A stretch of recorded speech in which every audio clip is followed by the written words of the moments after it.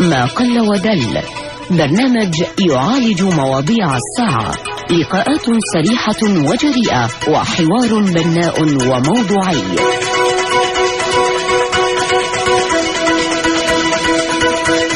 أهلا بكم أعزائي مستمعي راديو سوا في حلقة هذا اليوم من برنامج ما قل ودل. هل تواجه المفوضية العليا المستقلة للانتخابات عقبات وهي تنهي خطواتها الأخيرة في عملية الاستعداد لإجراء انتخابات مجالس المحافظات؟ الأستاذ فرج الحيدري رئيس مجلس المفوضين في المفوضية ضيف حلقة برنامجنا ما قل ودل لهذا اليوم، يجيب عن هذا السؤال، فضلا عن محاور أخرى تتعلق بالاتهامات التي بدأت توجه هذه الأيام إلى المفوضية على خلفية بعض الإجراءات التي اتخذتها بحق عدد من المرشحين. فأهلا وسهلا بالأستاذ الحيدري ضيفا كريما على برنامجنا. أهلا أستاذ فرج. أهلا بك أستاذ فرج. صراحة شدتني وأنا داخل إلى المفوضية الإجراءات الأمنية التي وجدتها جديدة صراحة. لا أريد أن أقول أنني أخذت ساعة ونصف لكي أتمكن من الدخول أنا وأجهزتي. هل هذا مؤشر على مخاوف لدى المفوضية من شيء ما؟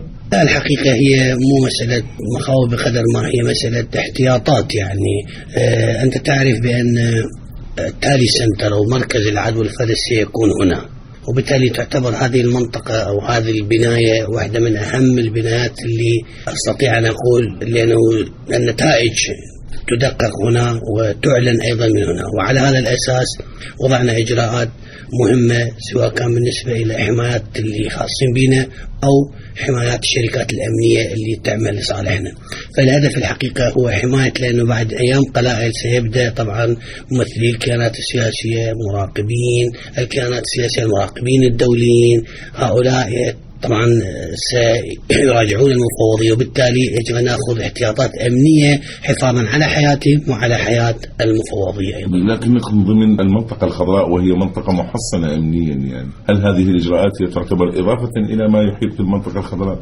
نعم، أقولها بصراحة، موضوع الانتخابات الآن موضوع حيوية يتهم مصير العراق ومستقبل العراق، وبالتالي هذه الإجراءات الاحترازية هي مهمة.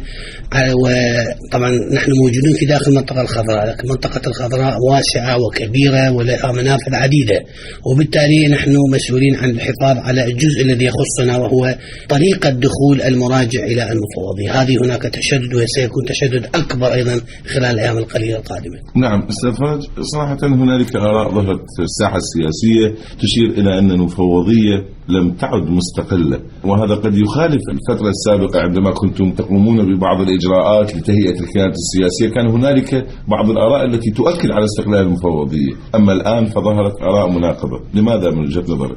أنا أعتقد هذا جزء من الواقع العراقي ككل، يعني الوضع السياسي العام ككل.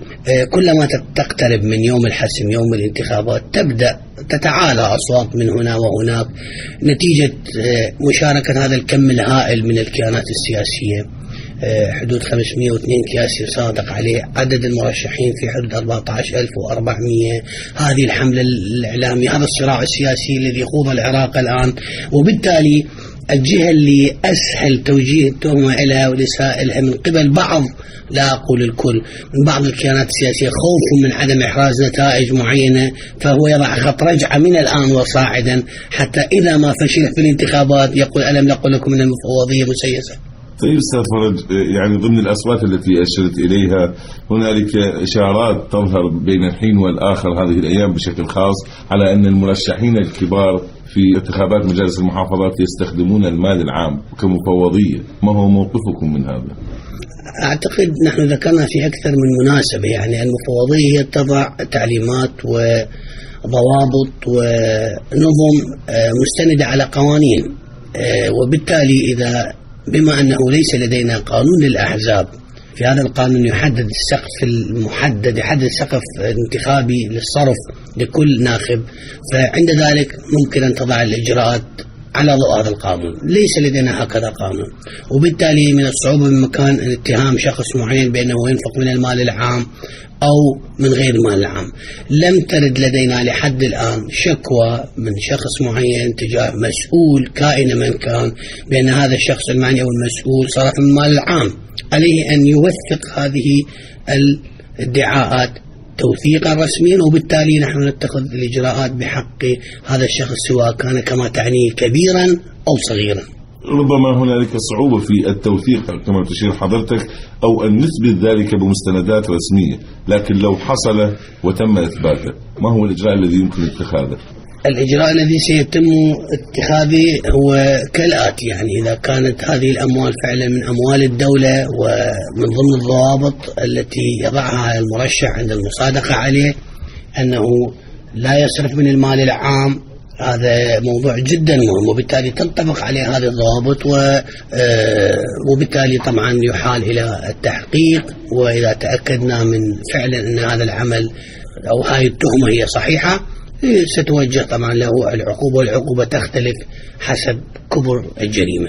من ضمن العقوبات التي قد توجه لمثل هؤلاء هو إبعادهم عن الترشيح في الانتخابات، وكما أبعدتم عدد من المرشحين في محافظة صلاح الدين كما يشير إياد علاوي على أنهم يقعون تحت طائلة هيئة اجتثاث البعث، ما حقيقة هذا الموضوع؟ أنا الحقيقة لم أسمع السيد إياد علاوي، ولذلك لا أستطيع التعليق على كلامه. كل الذي أستطيع أقوله أن هذه المعلومة سواء كانت من الأستاذ إياد علاوي أو آخرين هي غير دقيقة، لأنه الشروط التي وضعت يجب أن تتوفر في المرشحين هي مجموعة شروط. مسألة اجتثاث البعث هي واحدة من هذه الضوابط.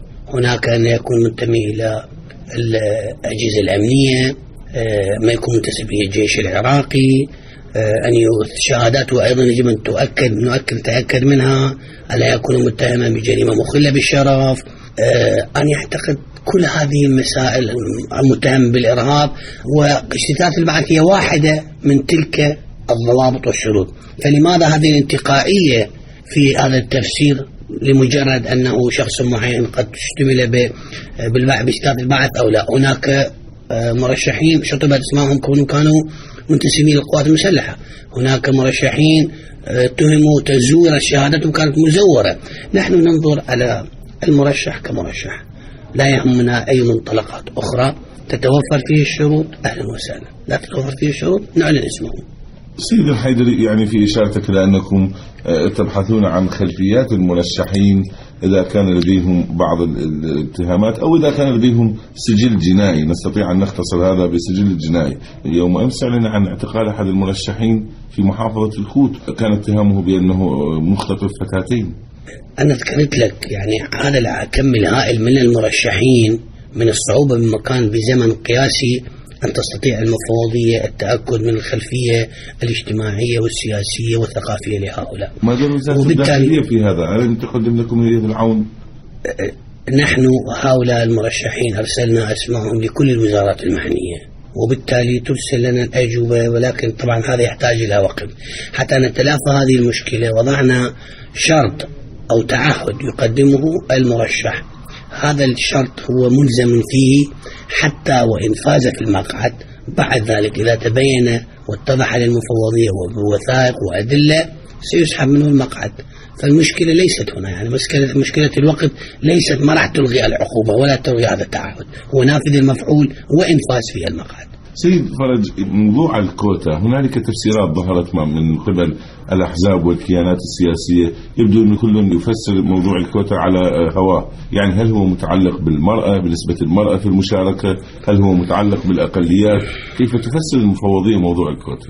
الكوتا بالنسبة إلى الأقليات القانون كان واضح، واتخذوا تعديل القانون وفعلا حددوا عدد المقاعد اللي تحصل عليها كل مكون وفي محافظات محددة.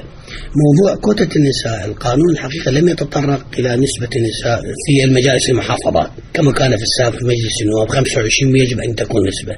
هنا حدد القانون أنه يكون من نسبة كل رابع فائز امرأة، بمعنى هي الرابعة من الخامس. هي نحن فسرنا القانون بشكل آخر، نحن اعتبرت هي الثالث، باعتبار لما قال في الفائزين باعتبار حرف جر فاعتبرنا هي ثالث.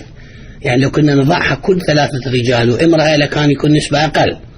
نحن وضعناها كل رجلين امرأة، وبالتالي المرأة إذا طبعا يعتمد المشكلة، وقالوا في الفائزين بمن لديه قائمة الكيان المنفرد هو شخص واحد لا يستطيع أن يعطي مقعده إلى المرأة، حتى وإن كانوا اثنين كتلة لا يستطيع. ما زاد عن الاثنين يقول رابع بعد ثالث فائز، يعني رابع امرأة. فإذا كان الكيان السياسي هو أصلا اثنين إذن هو ما مشمول بهذه النسبة. فهنا ستخرج النسبة من الكيانات الكبيرة. فإذا كان هناك فوز كبير لهذه الكيانات أنا أعتقد نسبة المرأة راح يزال عن 25%. ولكن إذا فازت الكيانات الفردية عند ذلك قد لا تصل النسبة إلى 25 بالنسبة للنساء، لأن القانون حدد من الفائزين ولم يقل من القائمة أصلا 25%. طيب سيد فرج، فيما يتعلق بالمراقبين الدوليين قد تكون المعلومات غير واضحة، هل سيتم استخدام عدد كبير منهم وكيف سيتم توزيعهم؟ والله العدد أنا أعتقد ستكون انتخابات مجالس المحافظات في العراق واحدة من الانتخابات التي تشهد وجود مراقبين دوليين، يعني أكبر عدد من المراقبين الدوليين في العالم. لأنه يعني لي حد الآن الأعداد ستصل إلى 300 و400 وحتى 500 مراقب دولي. اليوم اتصلوا، غدا سيصل مراقبو الجامعة العربية، الدول التي شاركت كثيرة بدءا من الولايات المتحدة إلى بريطانيا إلى اليابان إلى سويسرا إلى النمسا إلى ألمانيا. البارحة كان عندي سفير البرازيل، السويد، الاتحاد الأوروبي هو الذي سيقوم بالتنسيق بين هؤلاء ومقره، أرسلوا ممثلة عنهم قبل حوالي أسبوعين أو 3. العدد جدا كبير. وطبعا هؤلاء المراقبين هم يتحملون مسائل الإقامة والصرف والحماية. وظيفتنا نحن فقط لتنسيق لوجستيا معهم، أي الأماكن يرغب المراقب أن يشرف عليها فهو حر، هذا القرار لديه. وأعتقد العدد في تزايد، حتى المؤتمر الإسلامي أبدى رغبته في مشاركة بعض الدول الإسلامية في هذه الانتخابات. هناك بعض التساؤلات ظهرت من المرشحين عن آلية تنظيم المفوضية للحصول على أصوات أهالي القرى والأرياف، يعني ما هي الآلية اللي وضعتموها لهذا؟ هذه المناطق بعيدة تعتبر.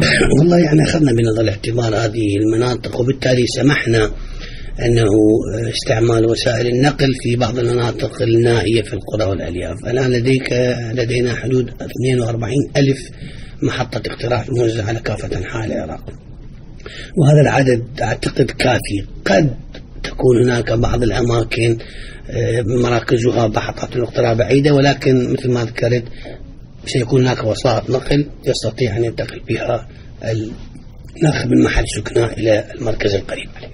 ورغم وجود بعض التعليمات التي ظهرت من أنه سيكون هنالك حظر تجوال في المدن أو في المراكز الانتخابية. نعم، في المدن، في مراكز المدن ممنوعة الوسائل النقل، ما عدا فقط ذكرنا في بعض النواحي والأقضية والقرى نعم. التي تكون بعيدة عن مراكز الاقتراع أو محطات الاقتراع. سيد فرج، يعني هل قمتم باستطلاعات رأي لمعرفة عدد الذين سيشاركون في الانتخابات، خاصة وأن في الفترة الماضية كان هنالك تجاذب حول عدد المشاركين، وأن هنالك بعض الناس يعني يرفضون المشاركة في الانتخابات؟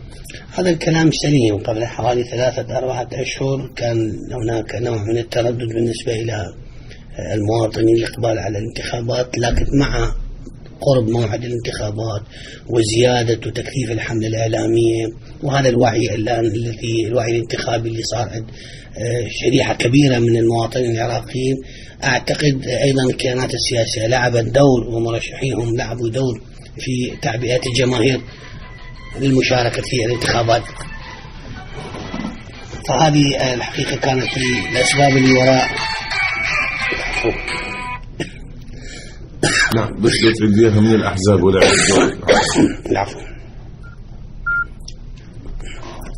نعم، فالكيانات السياسية ومرشحي الكيانات السياسية أيضا لعبوا دور. الإعلام الحقيقة لعب دور ريادي في تعبئة الشارع وتقبل واستقطاب للمشاركة في الانتخابات. المرجعيات أيضا كان لها دور. هذه الأسباب مجموعة أثرت ودفعت أنا أعتقد نسبة المشاركة أو على الأقل استفتاءات استطلاع الرأي اللي يصير في حدود بين 70 إلى 80%، وأنا أعتقد هذا يكون في تزايد مع قربنا من يوم الانتخابات.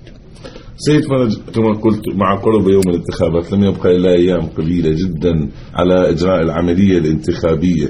أنتم كمفوضية ما الذي ينقصكم، أو بالأصح ما هي مخاوفكم؟ الحقيقة يعني المفوضية اتخذت العديد من الإجراءات لعدم وقوعنا في إشكالات في يوم الانتخابات. والناحية الميدانية لا أعتقد لدينا، لأنه مواد الاقتراع وصلت إلى المطارات ووزعت الآن في المخازن، ومن المخازن مستمر في توزيعها على مراكز الاقتراع ومحطات الاقتراع في كل أنحاء العراق. الوضع الأمني، تقارير الأمنية تشير على أن الوضع الأمني مستقر في كافة المحافظات. لحد الآن هناك منافسة سياسية، ولكن لم تصل إلى أسلوب أو اتباع أسلوب عنف بين الكيانات السياسية، ونأمل يستمرون على هذا الوضع، لأنه هذا الدليل على حضارة أو ثقافة المرشحين والكيانات السياسية. نتمنى من الله أنه تبقى الأوضاع كما هي عليه، وإذا لا سامح الله حدثت أي تغييرات في الوضع عند ذلك يكون لكل حادث حديث. أعزائي المستمعي راديو سوا، في نهاية هذا اللقاء نتقدم بالشكر الجزيل للسيد فرج الحيدري رئيس المفوضية العليا المستقلة للانتخابات. شكرا جزيلا أستاذ فرج. شكرا جزيلا. للاستماع إلى المزيد من حلقات برنامجنا ما قل ودل يمكنكم زيارة موقعنا على شبكة الإنترنت radiosawairak.com. على أمل اللقاء بكم في حلقة مقبلة. هذا صلاح النصراوي يتمنى لكم أطيب الأوقات.